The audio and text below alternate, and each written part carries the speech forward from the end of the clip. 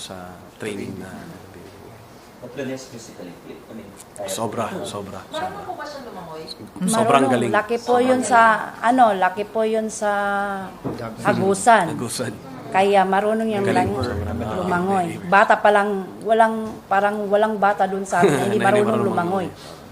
So, what are your thoughts na drowning po daw ang hindi namatay? Anong reaction niyo po din? Kaya nga ma'am, hindi ko pa masabi sa inyo kasi naghihintay pa talaga ako ng initial talaga na binigay ng Ateneo sa amin. Wala pa po bang pinresent na autopsy report sa inyo? Yung kanina, halimbawa, coming from CIDG or the other law enforcement agencies who came to visit? Wala pa. Sa totoo lang po ma'am, hanggang ngayon di ko pa alam kung may resulta na ba sa autopsy. Ma'am, sa ngayon po, ano po inyong plano? Hanggang kailan po itutulog? Dito sa Metro Manila? Kailan po kayo uuwi sa province po ninyo? Sa ngayon, naghihintay lang po ako ng resulta ng autopsy and then yung death certificate niya, yung mga certification, lahat ng papers gusto kong ma-intact lahat. Pagkatapos nun, baka mamaya or bukas, ililipad ko na yung anak ko patungong Agusan. Ano The ang tulong? latest would be, Latest. kailan po yung latest na possible na mailipad? Baka bukas po, bukas. Bukas po. Ma'am, ano mga pong tulong ang natanggap niyo from the Ateneo of Manila University? The funeral service. May mga tulong na po ba silang binigay sa inyo? Ano lang po, yung Funeral dito, services. yung dito sa, yung Arlington. Buro lang o sa Arlington. Pati po yung living po ba?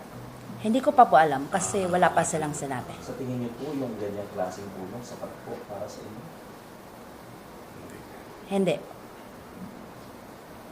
Kaya nga lang sabi ako, may kulang. Kailangan ko pang arrange or Sir, meron po, ma'am or sir, meron po kasing mga lumalabas na mga from podcasts ng mga previous players na talagang matindi raw po yung training. Sa tingin niyo po ba, dahil doon sa mga nangyari din sa kanila, it could have been preventable? Pwede sanang naiwasan na dahil may mga ganito na rin po palang instances. Meron pa nga pong reports na naligtas lang po yung mga dati na muntikang malunod pero hindi natuloy. So, ano po yung reaction nyo dun sa mga mismong mga nag-undergo ng ganong training? tinanong po namin sila kanina na mayroong mga social media na ganyan. Ba't nyo pa tinuloy na dati mayroon na pala? And then, sabi nila,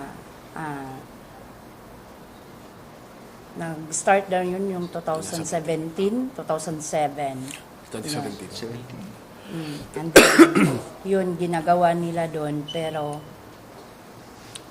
pag tanong ko ulit, wala na silang salita. Ba't sila nabalik doon? Yung explanation po nila is, tama po na since 2017, nandun na sila sa Baler.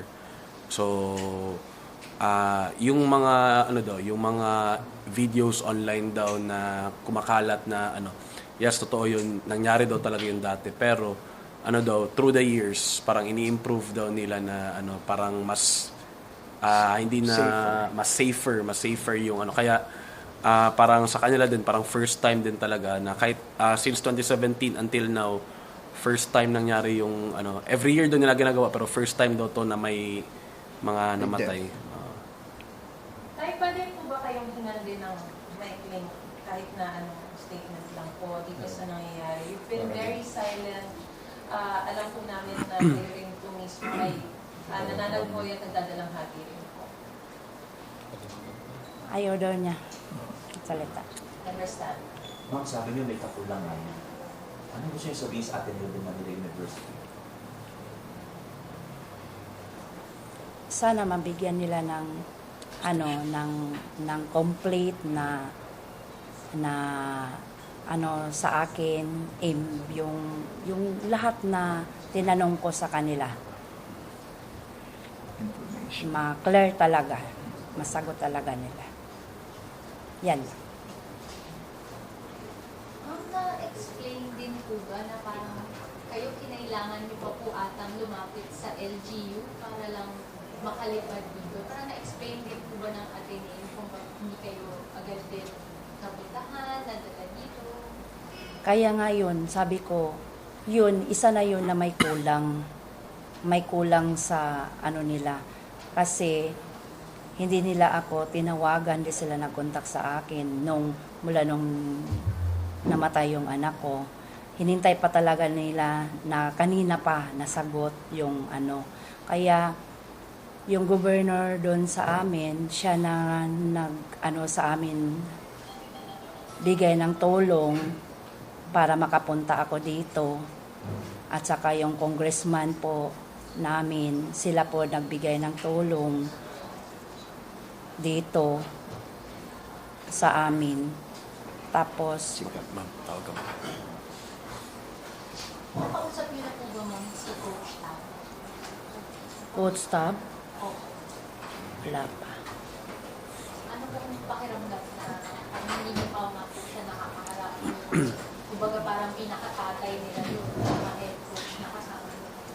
Sa ngayon, ma'am, kung magharap man kami ngayon, parang hindi ko pa siya kaya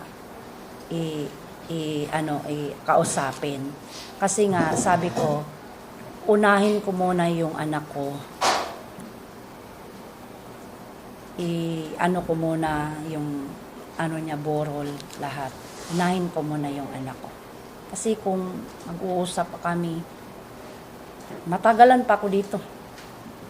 Kung siguro may contact naman siguro sila sa akin.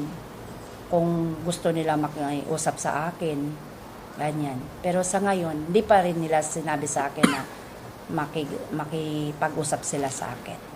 Ma'am, tungkol sa group po ng inyong anak, tsaka po ni Aditi, wala rin po ba nakipag-usap sa inyo? Like, kwento, kung ano po yung nangyari nung naganap yung incident? Yung Kanina. teammates, wala. Pero yung coaches kanina, yun yung Andun yun sa- lang nagsalita sa amin. Yung po coach na yun, kasama din po sa tinutulungan? Kasama daw po siya. Yung dalawang coach. Ano po yung binanggit nila sa inyo, ma'am?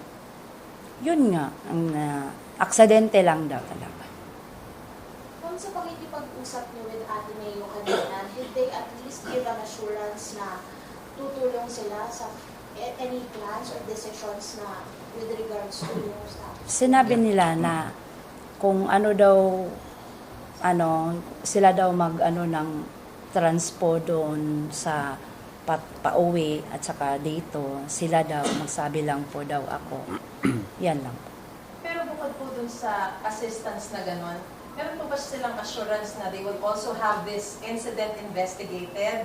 At nagbigay po ba sila ng assurance na wala silang pagtatakpan kung sakasakaling meron ng something na nangyari aside from accident? Wala. Parang wala silang sinabi kanina sa akin. Do you want to have, or at least, yun po ba yung inaasahan nyo sa kanila? Isa din pa. Ma'am, sorry po sa tanong. Kayo po ba yung dismayadong galit sa Ateneo? Sa ngayon, normal.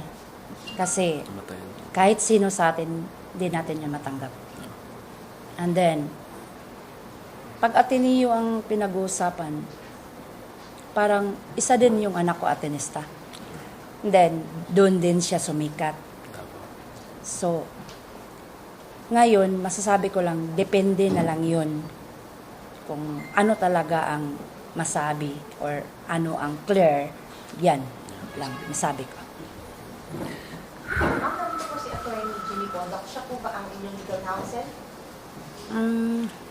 Tumutulong po. Siya po si Attorney Torion. Pinadala sila ni governor para kung ano mang mga papilis na papermahan sa akin, sila yung magbabasa bago ako pumirma. Yan lang po.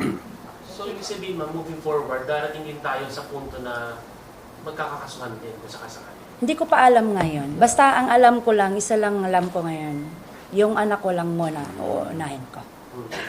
bago ako mag-step kung anong gusto kong step. Kasi nag-asa pa ako ng exactly na ano nila na bigay na info sa akin. Ma'am, pasensya na po. Sumama po kasi yung mga teammates na dito sa Press Connecto.